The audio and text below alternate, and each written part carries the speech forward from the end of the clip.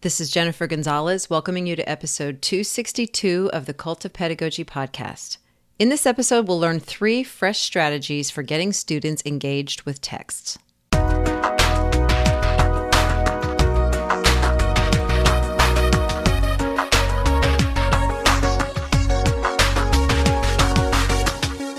So much of the work we do in school involves reading and interacting with texts. Books, stories, articles, poems, and textbooks make up a huge part of how we get information into students' heads. This is especially true in English language arts classes, where literature has always been a staple of course content. And sometimes, in some classes with some students, it can get pretty boring, pretty dry. Your students might not be too terribly excited about the work they're required to do with texts. That is a problem my guests today want to solve. Brian Sztabnik and Susan Barber are both high school English teachers who have spent the last decade working online to build community with other English teachers through social media chats and on their blog, Much Ado About Teaching. Through that work, they've learned that many ELA teachers struggle to plan lessons that really engage their students. So they began curating lessons to meet that need. Earlier this year, they put these lessons into a book, 100% Engagement, 33 lessons to promote participation, beat boredom, and deepen learning in the ELA Classroom. In today's episode, they'll share 3 of the lesson ideas from the book. All 3 are fun, low-tech, and get students out of their seats and engaging actively with course material. If you and your students work with texts, I bet you're going to want to try at least one of them in your classroom. Before we get started, I'd like to thank Solution Tree for sponsoring this episode. If you follow the show, you know the value in learning from other educators. That's the basis of Solution Tree's work. They match schools with experts who help them implement professional development for teachers and administrators and bring out the very best in students. What makes Solution Tree different is that their experts are real educators who have been in your shoes and have faced the same types of challenges your school may face. From building professional learning communities to improving student intervention strategies, Solution Tree has helped schools nationwide see real, sustained results in student achievement, teacher satisfaction, and overall school culture. See the kind of results they can help a school or district like yours achieve at solutiontree.com/cultofpedagogy. Support also comes from ListenWise, providing short, high-quality, age-appropriate podcasts for grades 2 through 12. Save time with pre-made lessons and build students' background knowledge and academic vocabulary. Keep students on grade level with scaffolding and differentiation. ListenWise now offers the Writing Assessor, a new tool that provides instant, actionable feedback to help students become more confident and capable communicators. The Writing Assessor generates English language proficiency levels and identifies strengths and growth areas, saving teachers time and giving every student the valuable feedback they need to improve. Start a free trial today at listenwise.com. Now, here's my conversation with Brian Sztabnik and Susan Barber about 3 strategies that get students engaged with texts. Hey guys, welcome. Hey, Jen. Hi, thanks for having us. We have Susan and Brian. I would like us to start by just having you tell us a little bit about sort of what you do in education. So Susan Barber, let's start with you. Great. Hi, I'm Susan Barber, and I live in Atlanta, Georgia. I teach for Atlanta Public Schools, specifically Midtown High School, formerly Grady High School. That's how most people would know it, which is Atlanta's oldest public high school, started as an all-boys school in the late 1800s, and has just gone through a lot of changes. And it's a fun place to teach, lots of history, lots of tradition in Atlanta. So I am in my 8th year there, and I was in the suburbs of Atlanta before then. So I teach all AP Lit, which is interesting at this public high school in Atlanta. We just have, it's just a part of the ethos of this school. We have a large AP program that serves a lot of kids in our district, and it's great. We have a wide variety of kids in that program, and so that's what I teach. I have also in the past worked for College Board, currently work for College Board on the test development committee, have been really heavily involved in NCTE on their secondary steering committee, and have written with Brian for about a decade now. So that's a little bit about me. Awesome. Thank you so much. And it's great to meet you. Yeah, you too. Brian, I have known, we go back a long, long time. So, first of all, Brian, tell us, for people that are not familiar with the work that you do, like who you are in the world of education and what your work is. I'm a high school English teacher, so I teach mostly the upper levels. Past few years, it's been 11th and 12th grade. Like Susan, I'm an AP teacher. I'm at Miller Place High School, which is on Long Island. I'm about an hour and 10 minutes outside of New York City. So a very traditional public school. About a third to half the senior class takes AP Lit, the class that I teach. And the other thing I love to do at Miller Place is just be involved where students are at their most passionate. So I'm a basketball coach there as well. I also run a chess club. We met today and had 30 kids in the room, so that was so cool to see. And I do an athlete mentoring program where we go down to the elementary schools and mentor fifth graders about drugs and alcohol, good sportsmanship, and bullying. So just putting kids in situations where they can shine outside the classroom is such a great experience. Okay. Fantastic. And the two of you, I asked you about this before we started this recording, how you met and did you work together? And so you met online, just like Brian and I did. So tell me just a little bit about how you all came together to write this book, 100% Engagement. And then let's talk about the book itself. I think we have to go back a decade, and not to give you a year by year history, but Susan and I are kindred spirits. So about 10 years ago, I was on Twitter and I realized there was no Twitter chat for AP teachers. And I started an AP Lit chat that used to meet on Sunday nights. And Susan was one of the first people to join. And that first week, I think we had 3 AP Lit teachers. And from there, it kind of just grew and we just had a great community. And I think one thing that sustains Susan and I outside the classroom is we love creating a sense of community with teachers, and especially a course like AP where often teachers are the only one in their building that might teach that class. Knowing there's other teachers out there that are maybe having the same frustrations or trying to grapple with the same problems. So, of course, Twitter was that great platform where people would get together and you'd have 10 questions and a chat would transpire in an hour. And from there, a friendship just bloomed where then we started developing websites and developing Facebook groups and just incorporating teachers into the experience of trying to figure out how we can engage kids. And one of the things that both Susan and I do is we spend parts of our summer traveling the country doing workshops for teachers through the College Board.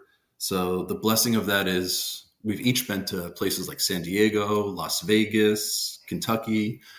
And one of the things that we kept hearing year after year is the thing that happens in the classroom is engagement. Teachers were really struggling with that. The flip side was when kids go home, how do we handle AI? Yeah. But the engagement thing was something that I think spoke to both of us because one of the things we've tried to do year after year in the classroom is just develop really dynamic lessons that take literature and open those possibilities with students.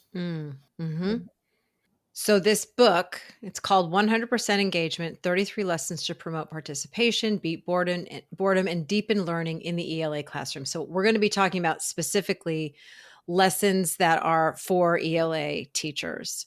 So I'm assuming that you kept hearing these things from teachers, that they were wanting more engagement. And so how did the two of you curate these lessons? Are these lessons that the two of you have taught yourselves or that you've picked up from these visits around the classroom or around the country?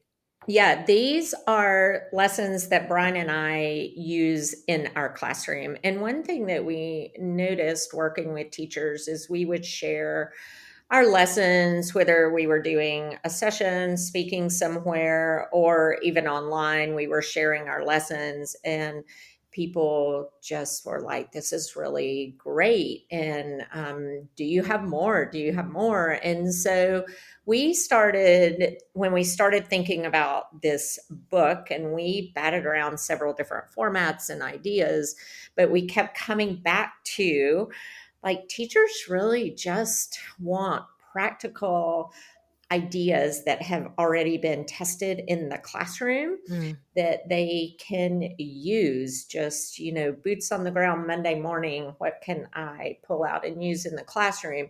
And so we wanted to give them several lesson templates that were we're engaging our students, and then, they can use this template to in their classroom. And we have in each chapter variations for the lessons. So maybe you need to scaffold it more.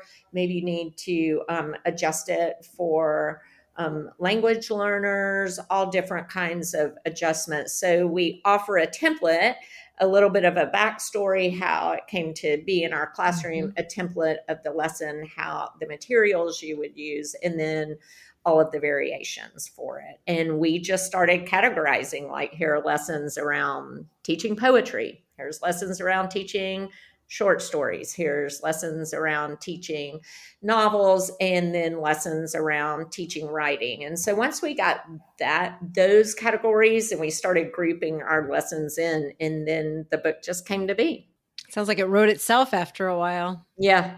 I think we looked at like some of those lessons, and especially in our introduction, came up with our 10 core beliefs. And one of the things that we were reflective about was what gets everyone involved in these lessons? Like, how do you actually get 100% participation, 100% engagement? And some of the things we realized is, it's not that those common ideas that the teacher is disseminator of information. We are trying to create the conditions where students can learn on their own or learn collectively. So a lot of it was about getting kids out of their seat, getting them to collaborate. The teacher is setting up those conditions, but ultimately it's on the student to take the onus of learning. And what gets them involved in a lesson besides just, here's a worksheet, fill it out and put it on my desk at the end of the period. And we saw a lot of commonalities, and we came up with 10 core beliefs. And you can see that evident throughout the 33 lessons in the book. Could we review those 10 core beliefs really quickly? Are they fast enough that we could? Let's hear what those are. So myth number 1, learning is passive. And then our core belief is learning occurs when students are actively involved using multiple modalities in creative ways. So the second core belief we have is that students see meaning and value in work that they complete. So again, they're active in the learning, not sitting and receiving from us. Myth, questions are direct and closed. Core belief, questions are open and inviting to all. Another myth that students fear putting themselves out there, and our core belief is that students are connected to something bigger than themselves. When they are connected to something bigger than themselves, that they feel safe taking those risks and putting themselves out there. I love this one. Lessons are repetitive, rote, stale, and often taken from a curriculum guide. Our core belief is lessons are wonderfully dynamic, drawing inspiration from beyond the walls of the classroom. Another myth, the teacher tells the students what to think about literature, and our core belief is literature speaks to students about themselves. It really should. Yes. Right? Yeah. And it does. A lot of times we as teachers just have to get out of the way. And that's the hard part, because we're the English majors. We like telling what the literature says to us, but that's not. But I don't think anybody ever wrote a poem or a story or a novel with the idea that it was going to just be a worksheet or a lecture. It was supposed to speak to people about themselves. And I think one of the things we tried to do to make this book approachable is we did 2 things. Number 1, we shared the inspiration of the lesson. So one night I was watching Top Chef and there was a quick fire challenge, and I was trying to think about how I could turn that excitement, anticipation, frenzy into a classroom lesson. And so I give the story behind it. So it's narrative based to begin. But then each chapter also moves to a concrete lesson plan that if an administrator was to come in and actually see the write-up, and there's some learning standards attached to it, procedures, objectives. So we tried to meet both ends, both the familiar of the narrative based and the formal of observation based. Okay. Did we cover all of the core beliefs, or because we could move on from those, or if there's they were out of order? We have 10. I think we gave enough to get a good feel for it. Or that's totally Let me fine. give one more. Can I give one more? Absolutely. I'm always the one more gal. So one of the myths is that learning occurs in isolation, and one of our core beliefs is that learning through collaboration is really an essential part of the classroom. Like, especially coming out of the pandemic where students were completely in isolation and learning in isolation. I think if there's anything that taught us, it's how important this academic learning community is. And we learn from each other, like hearing each other's perspectives, questioning each other, pushing back on each other. Like we learn so much better in community than in isolation. And so that's something that we really value. And a lot of our activities are going to be in groups, at least for part of the time, and students working together. I love that. When I saw my own kids move back into the classroom after COVID, I was so disappointed that their teachers weren't doing more because they were in high school at this point, weren't doing more to get them talking to each other. And I thought, what is the point of us even being in person if we're not going to be interacting with the other people? Right. Yeah.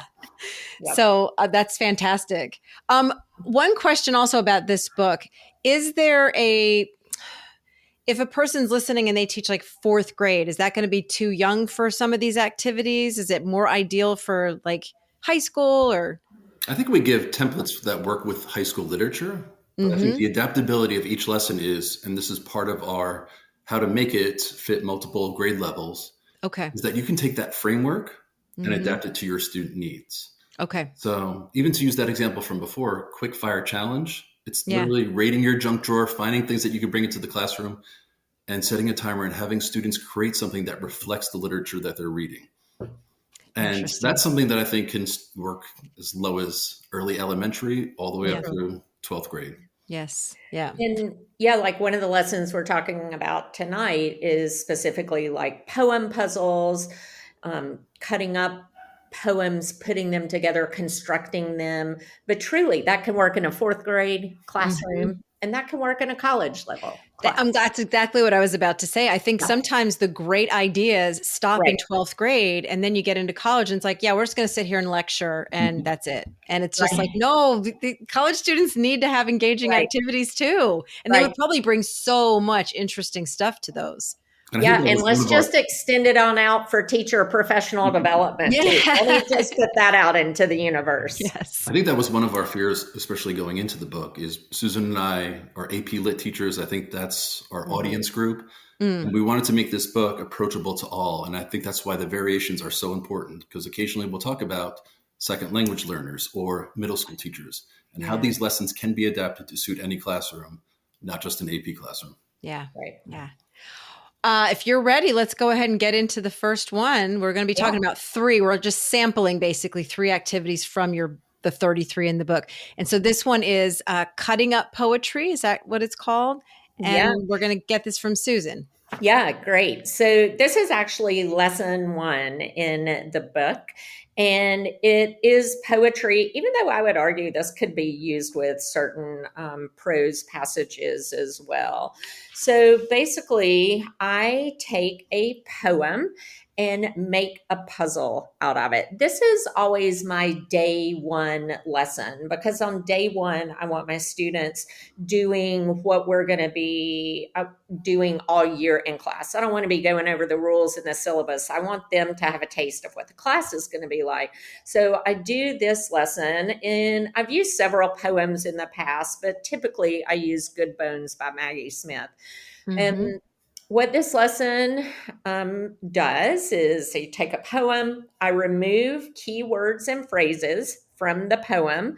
And then when my students come in, these keywords and phrases are on the bright box at the front of the room. And for roll call, I'm like, pick one of these words and phrases. And so that's how they answer roll on the first day, saying one of these phrases. So now some of the words and phrases from the poem, it's already in their mouth and they're already speaking it and hearing other people speak it. Then we play around with some of those words and phrases and like whisper it and change the inflection of it and change the tone of it. So again, these words and phrases that are important in the text, they're rolling around in their mind and they're starting to maybe think about thematic ideas connected to them.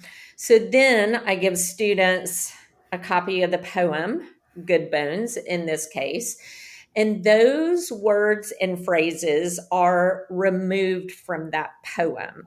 So it'll be just like a standard piece of 8 by 11 paper with the poem printed on it. And chunks missing from the poem where those words and phrases are. And then I've taken those words and phrases and cut them up, and they're in a little baggie that go to each group of students, and students work together in groups of 4 to put this poem puzzle together. So the words and phrases that they have been saying and playing around with, taken out of the poem, now they're going to sit down and actually put them together, piece them together on this sheet of paper that has them removed. So what's happening here is it's forcing the students to do a close reading of the poem, because they're having to consider, oh, does this make sense if it goes here? Well, this is a capital letter, so it may not go in the middle of the sentence, or this is a comma here, that may not fit right there. And so students are already they're reading closely, thinking about this poem analytically, and having really good discussion about this poem. I like to say it's a teacher trick. Like, if I would have passed out this poem and say, I want you to do a close reading of this poem, like, their eyes would be glazed over. Now I've tricked them. They're already doing this, and they're working together. They're talking together. They're having fun and enjoy it, and they put it together. And so this can be done and adapted in several different ways. Maybe instead of a puzzle where words and phrases are removed, maybe a poem in couplets. I think about Amy Nizuka Matathiel's poem on listening to your teacher take attendance. That whole poem is written in couplets. And so I cut each of those lines out. I pull the first line of the couplets, group those together. The second line of the couplets, group those together. Then I have students work to figure out what the couplets are and what order they go in. And again, you could scaffold this in any way you would need to. So maybe you need to give like the first line of each stanza, however you would need to scaffold it. We have suggestions for that in the book. So students, after they've put this poem together, now they're primed for discussion, and the lesson can go a few different ways from here. Maybe we're going to annotate. Maybe we're just going to do a whole class discussion based on, conversations that I've heard around the room when students were assembling the poems. I like to use a lot of poems that have motion poems, or poems that have been put to video. I like to use those a lot and show the motion poem. And you can just Google motion poems, tons out there. Show the motion poem, and then ask the students, okay, when you read this poem, is that how you interpreted it? And a lot of times students are like, no, that's not, no, they got this wrong. And I love that, because that signals to me, we've read the poem, we've discussed it, and now they've built their own interpretation of it, and they're able to defend it against someone else's. So that's a huge win for me. So I love this lesson. Is hands-on, discussion oriented, just highly engaging. Oh, I love it. I can picture everything you're saying, and anything that sort of primes them before they sort of are just delivered the straight up thing as it is. That sounds excellent. Is there anything else you wanted to add about that before we move on to the next one? My goodness, I could talk so much, but I think you get the idea of it. I want to let Brian talk some. Okay. So the second activity we're going to talk about is the inferential timeline. All right. So this is a lesson that I love because it uses everyday supplies. So you don't need anything fancy. It is easy to pull off. And best of all, the students are doing most of the work. So perfect. I'll give you the backstory on it. And it all started a while ago, because this is when Common Core first came out. And my district hired a consultant to come in and explain to everyone what it meant when it said that we're all now teachers of reading and writing. Yeah. And I'll cut it short by saying that PD did not go well. There was a lot of pushback, a lot of grumbling. And the next day, an assistant principal came to my classroom and said, can you help me figure out how to explain this and how to do this in other disciplines? And at the time, I was teaching Catcher in the Rye in my English 12 class.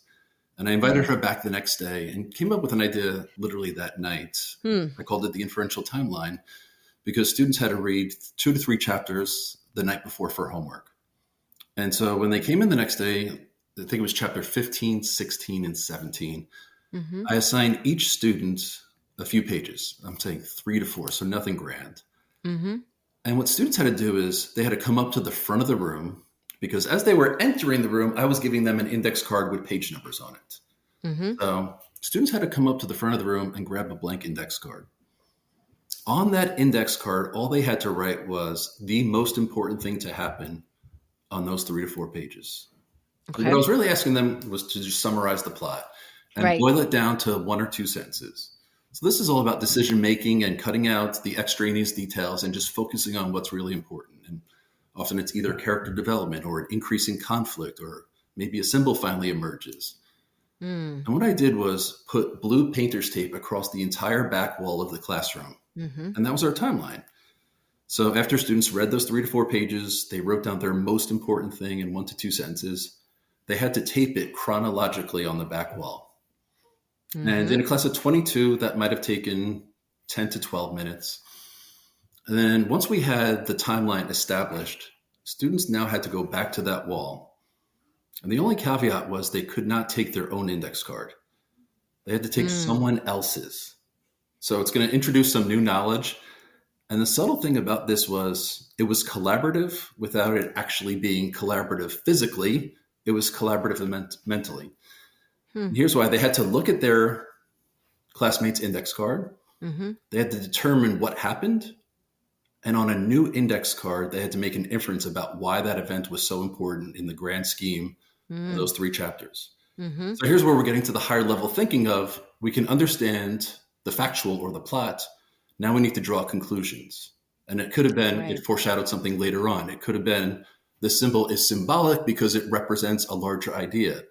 It could be deepening that understanding of conflict because we see new forces of anger emerging and there are repressed feelings that are finally coming to the forefront.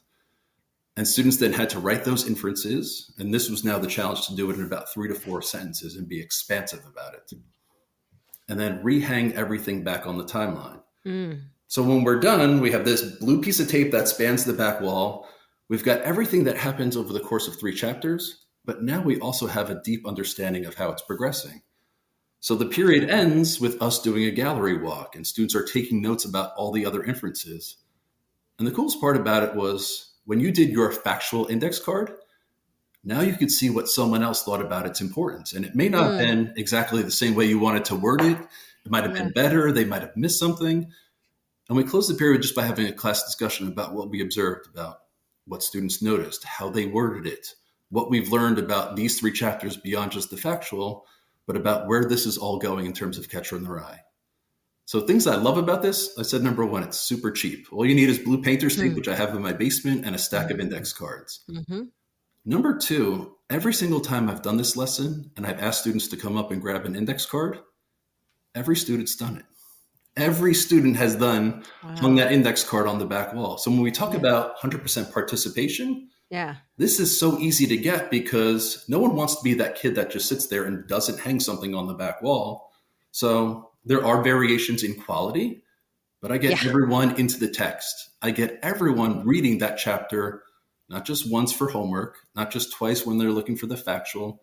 We're going into the text 3 different times over the course of a day and a half. And then number 3, it's that collaborative aspect. You are working with people in the classroom, but it's on a very intellectual or mental level. You're not sitting in proximity to this person. The collaboration, I guess, is on that back wall. So variations. I did this with Catcher in the Rye. You could do this with, I think, any text. We did instructional rounds one year at my school, and all these different teachers from different subjects came in. And a social studies teacher said, oh my God, I'm stealing this idea and I'm doing a World War II timeline. And we're going to have all the major events and battles of World War II, but then the inferences below it. So in terms of getting engagement that way, I did very little. I told them what pages they were assigned. I told them what they had to do, but the rest, the onus was on them.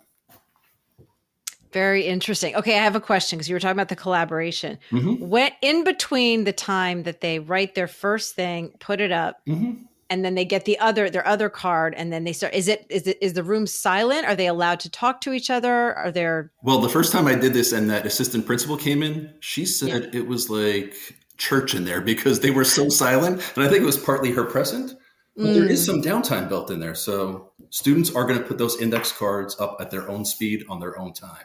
Okay. So the first person to do it is going to have some downtime, but that's when you work Okay. your little tricks and you see what they wrote and you give them some feedback and Yeah. you monitor the room a little bit. So there's going to be some downtime, but it's not idle time because as one card starts to move, then all of a sudden, as people see other people get up, it's the domino effect. So the downtime is minimal, but it's there. Is there, well, and it's funny because I wasn't even thinking of it so much as downtime as much as are they consulting with each other? Are they saying like, this is what I want to put. Does that sound right? Or looking at what one person wrote and saying, okay, I get how we're supposed to do this now. Is it like that kind of, I'm thinking more of a low buzz than. I think they're curious about who's going to get their card. Yeah. Of course, you have to get someone else's card when you make the inference. Who's going to get their card, what they're going to say about it, and then also what card are you going to get because you can't pick your own. And hopefully you're picking something further down the timeline. So I think that's the great unveil at the end as part of the gallery walk. Yeah. Is looking through both levels of it. Like what happened over the span of the chapters, but then what meaning as a class can we make of it and seeing how people worded it. And of course, they should have read it the night before for homework, which most do. And now it's their chance to really have a deeper understanding beyond just the superficial, I read it for an assignment. Now we're diving deep into the text. So my other question is built off of what you just said. What do we do with the kids that didn't do their reading? Do they just sort of squeak by because they're like, oh, I can read these 3 pages right now and figure it out? I think this lesson typically for me occurs at a great time where we're halfway through a book. So at that point, they knew who Holden Caulfield was. And even if they hadn't read, I think if they read 3 pages, they can get a sense of what's going on there, what seems to be important, and can put something on the index card. Their partner may blow them away with their inferences because they're also not just looking at the index card, they're going back into the text as well to reread those pages. And they may add something that is on a much higher level, but that should happen with the inferences. We're taking this not just to the factual, but to the inferential. Right. Would you do this activity more than once in a novel, or is this pretty much just a one shot? I'm a big fan of doing things once and hopefully only once. And for me, that's the creative challenge of not trying to repeat the same thing twice. Got it. Taking these same situations, like how do I get kids into a text? How do I get them to understand a text on a deeper level? Just manipulating the ways you go about it. And I think that's kind of what the book is all about is the art of close reading, but through different genres, different texts, different activities. Yeah. Hey there, this is Jen interrupting for just a second to ask you a question. How often do your students make errors in spelling, mechanics, or usage, even though they've been taught the rules for years? When teachers see these mistakes come up in student work, many are tempted to get back to basics and teach everyone the concepts again. But that's not a good use of your time, and it forces too many students to sit through instruction they simply don't need. What's more effective is to teach these conventions in the context of meaningful writing, giving each student the exact instruction they need. But that kind of precise differentiation takes a lot of time. I've created a collection of products that I think provide a great solution to this problem. I call them grammar gap fillers.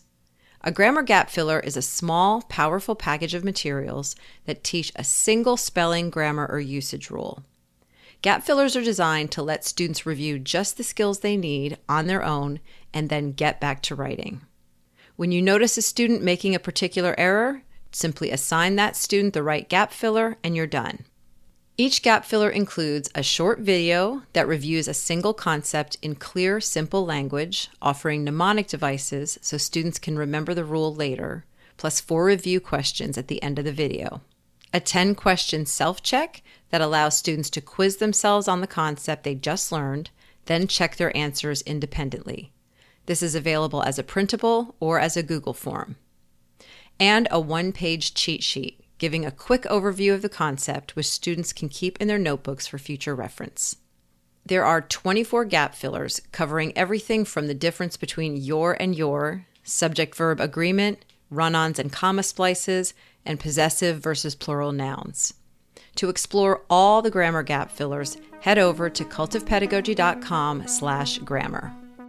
Okay, activity number 3 is text rendering. And Susan, you are going to be in charge of telling us about that. Yeah, so again, this is a really simple lesson to execute. And just a little bit of background, like I really have trouble every year getting students to like narrow their focus when they're making meaning from the text. Like they just talk in these really big and general ideas, and I would be like, well, where did this come from? And they're like, it's just there. And I'm like, but we like, it has to come from someplace specific in the text. And my default of teaching is not really giving like prescriptive questions. I'm more of a, what do you notice, why do you think it's important kind of teacher. But this would often frustrate students when I tried to get them to tie it back to, something specific. So I knew I had to find like some way to, some activity to get them to take the big ideas to the small. So I first heard about text rendering from a friend and started looking into it. And it really is just a way to deconstruct a text and make it much smaller. So what you're going to do is just choose a really small section of the text and then have students break that down further and further. For example, if we're reading a novel, we're about to start Frankenstein in my class. Great time of year to start Frankenstein. And so I might choose one paragraph, and there are multiple variations, but probably in my class, because I've not done any text rendering before, this is how it would work. I would give every student a copy of this paragraph. And then I would tell students, I want you to pick out in this paragraph. And this would be like what I would consider like a crucial paragraph, either for characterization purposes or thematic development purposes. So here's this paragraph. You put a bracket around the sentence. What do you think the most important sentence is in this paragraph? And then I would have students turn and talk with each other about that. I think this is really interesting. And we talk a lot in class about how, text become living documents in our hands because we're all bringing different experiences and different perspectives as readers to the text. So we're all going to notice different things in a text and connect with different things. And it's really important to affirm students and to just lean into what you're noticing. Like there's not one specific way into the path. So students will probably choose, in their groups, my students sit in groups of 4. They may choose a couple of different sentences, each student around the table. And I think that's really interesting for them to share with each other. This is why I chose this sentence. This is why I think it's the most important sentence. And then the next step, they're going to narrow it to the clause or phrase within that sentence that they think is the most important. Again, conversation. At this point, we might even write that clause or phrase on a sticky note, put it outside in the wall, walk around, look at each other's. I do like them sitting at their tables and talking about why they chose this specific, phrase or clause. And then I would have students narrow to one word. Now, what do you think the most important word? So now in that phrase or clause. So it's just getting smaller and smaller and smaller. At that point, we would probably put all of the words up on the board, start categorizing them and seeing like what we can pull from this paragraph.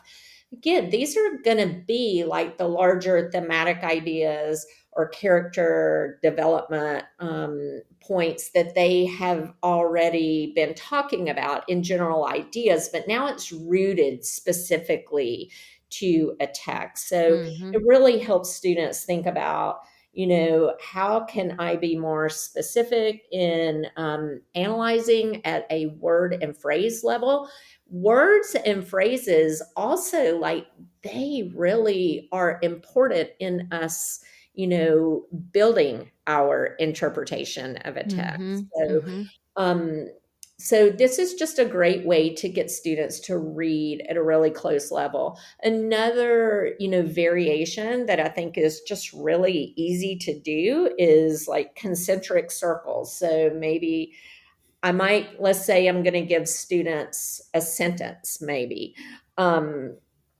So I talked about an example with a paragraph earlier. Now I'm going to pull out one sentence that I'm thinking, and I'll just have students on their paper, maybe in their writer's notebook, just draw 3 circles within each other. The first circle, thinking about this sentence. What do you think the thematic idea of this sentence is? Write it in that first circle. The second circle, what's a personal connection or an image you have with this? And then the third, the inner circle, what is like the key word from this?